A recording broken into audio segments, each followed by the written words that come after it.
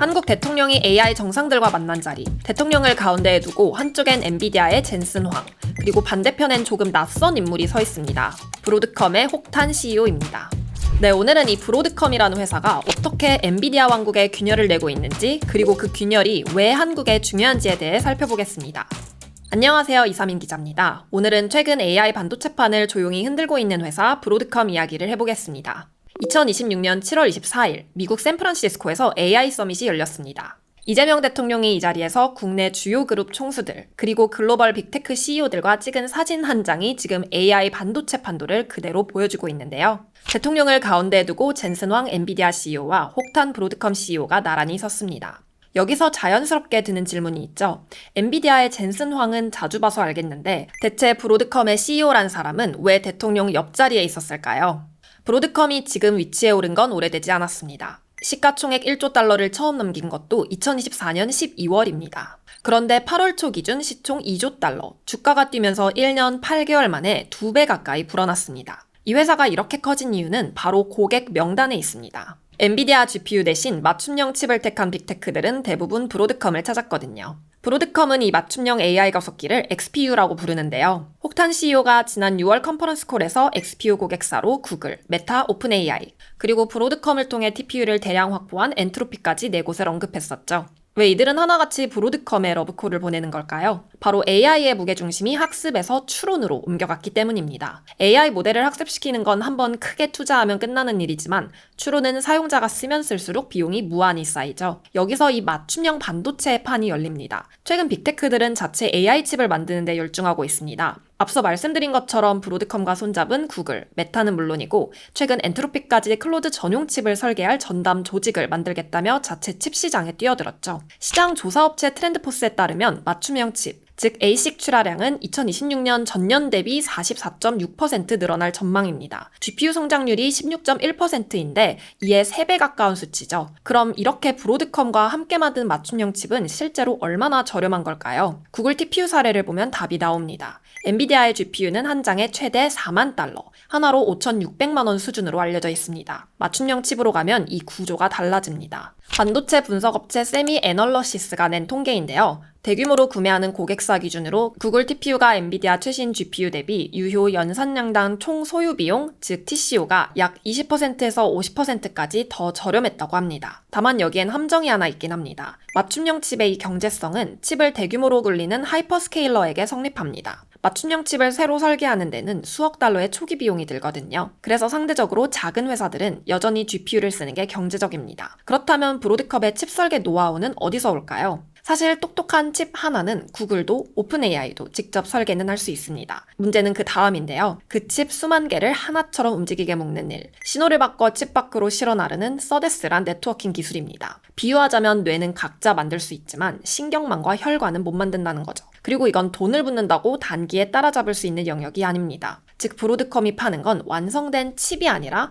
고객이 자기 힘으로 못 만드는 부분입니다. 그럼 브로드컴이 어쩌다 이런 기술을 갖게 된 걸까요? 답은 이 회사의 족보에 있습니다. 사실 지금 우리가 브로드컴이라고 부르는 이 회사는 원래 브로드컴이 아니었습니다. 브로드컴의 역사를 알기 위해선 두 기업의 계보를 알아야 하는데요. 하나는 아바고란 회사고요. 다른 하나는 저희가 알고 있는 브로드컴이란 이름입니다. 먼저 아바고는 1961년 휴렛패커드의 반도체 부문 HP 어소시에이츠라는 회사에서 시작됐습니다. 이 회사는 1999년 에질런트 테크놀로지스로 분사했고 2005년 사모펀드에 매각되면서 아바고 테크놀로지스가 됐고요. 그리고 원래 브로드컴이란 회사는 1991년 UCLA의 교수와 학생이 함께 설립한 미국의 팹리스 업체입니다. 1998년 나스닥에 상장했지만 2016년 앞서 말한 아바고에 370억 달러에 인수됩니다. 재밌는 건 그 다음입니다. 아바고가 브로드컴을 인수했는데 정작 인수한 쪽이 자기 이름을 버리고 인수당한 브로드컴의 이름을 가져다 쓴 거죠. 현재 우리가 알고 있는 브로드컴의 주식 티커가 아바고 시절 그대로 AVGO를 유지한 것도 그 이유입니다. 그리고 2006년부터 아바고를 이끌던 인물이 지금까지 브로드컴을 이끌고 있는 혹탄 CEO입니다. 시만텍, CA테크놀로지스, VM웨어까지 사업성이 있을 만한 회사를 사서 붙이는 게 혹탄 CEO의 방식이었는데요. 그중에서 지금 브로드컴의 맞춤형 칩 역량을 뒷받침하는 곳이 2014년 아바고가 66억 달러에 인수한 시스템 반도체 업체 LSI입니다. 이 LSI 안에는 고객사 요구에 맞춰 주문형 칩을 설계해주던 부서가 있었는데요. 이는 인수 당시에는 규모가 크지 않은 사업이었지만 이 조직이 현재는 구글의 TPU, 메타의 MTR을 설계하고 있죠. 브로드컴이 하루아침에 맞춤형 칩 전문 기업이 된 게 아닌 겁니다. 이렇게 HP에서 아바고로 이어지는 조직, 원래 브로드컴 그리고 주문형 칩을 만들던 LSI, 세 개의 다른 회사가 한 지붕 아래 모였습니다. 브로드컴이 직접 밝힌 커스텀 칩 조직의 뿌리가 이 셋이고요. 최근 브로드컴이 주목받게 된 가장 중요한 이유는 앞서 언급한 서데스란 기술 때문입니다. 칩 밖으로 신호를 빠르게 실어 나르는 기술인데 이게 있어야 칩 수천 장이 한 몸처럼 돌아갑니다. AI 시대 이전만 해도 이런 네트워킹 기술의 중요성은 상대적으로 낮았습니다. 그런데 AI가 오면서 판이 뒤집혔죠. 칩 한 장의 성능도 중요하지만 칩 수만 장을 얼마나 촘촘히 묶느냐가 데이터 센터 전체 성능을 가르게 됐거든요. 그러면서 데이터 송수신의 중요성이 높아진 AI 시대에서 비싼 자산이 됐습니다. 덕분에 브로드컴이 쌓아온 서데스 기술에 대한 수요가 폭발했고요. 지난 2분기 브로드컴의 AI 반도체 매출은 1년 만에 143% 늘어난 108억 달러, 이 중 40% 가까이가 칩이 아니라 칩을 잇는 네트워킹 부문에서 나왔습니다. 그럼 이런 기술을 바탕으로 브로드컴이 AI 공룡들과 협업한 최근 사례도 몇 가지 보고 가겠습니다. 오픈AI는 브로드컴과 손잡고 첫 자체칩 할라피뇨를 지난 6월 공개했었죠. 주목할 건 개발 기간입니다. 보통 새 AI 칩 하나를 만들려면 2-3년은 걸린다고 봅니다. 그런데 설계 착수부터 제조 직전 단계인 테이프아웃까지 단 9개월이었는데요. 오픈AI는 이걸 고성능 반도체 분야에서 역대 가장 빠른 개발 사이클이라고 밝혔습니다. 오픈AI는 LLM을 바탕으로 칩을 설계하고 브로드컴은 칩 구형과 네트워킹을 맡았는데요.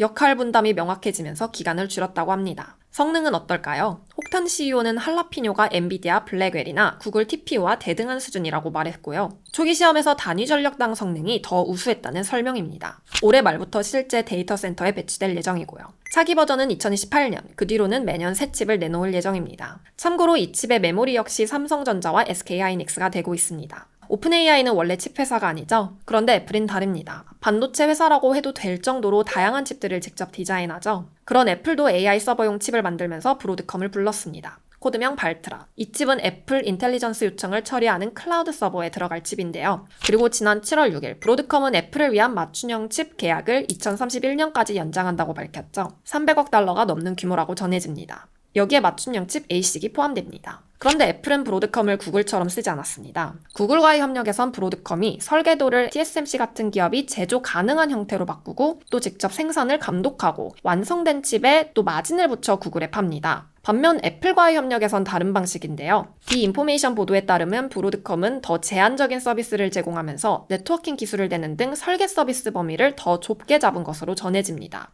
같은 브로드컴인데 고객마다 계약의 깊이가 다른 겁니다. 브로드컴은 정해진 상품을 파는 게 아니라 고객이 못하는 부분만 잘라서 파는 회사라는 얘기죠. 다만 발트라는 순항 중이지 않습니다.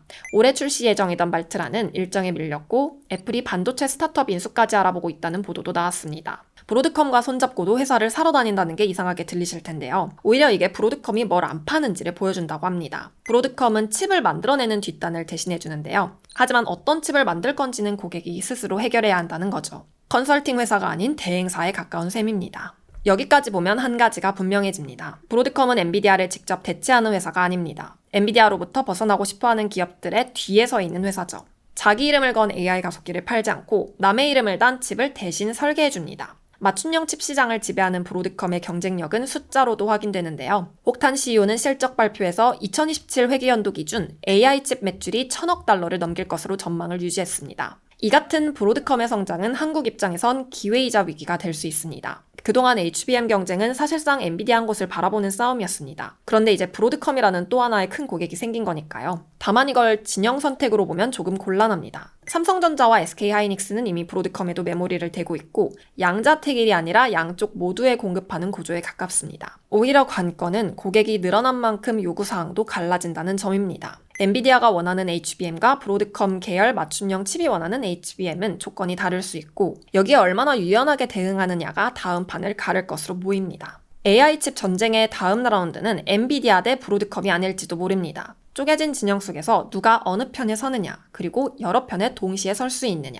거기서 갈릴 겁니다. 네, 오늘은 대통령 옆자리에 섰던 혹탄 CEO가 이끄는 브로드컴이 어떻게 AI 반도체판의 한 축이 됐는지 살펴봤는데요. 수십 년 전 HP의 반도체 부서에서 시작해 이름도 바뀌고 10여 년 전 사들인 작은 설계 조직이 지금 세계 최대 AI 기업들의 칩을 대신 그리고 있습니다. 오늘 준비한 이야기는 여기까지입니다. 오늘도 재밌게 보셨다면 구독과 좋아요 부탁드립니다. 미래를 먼저 보다 티타임즈.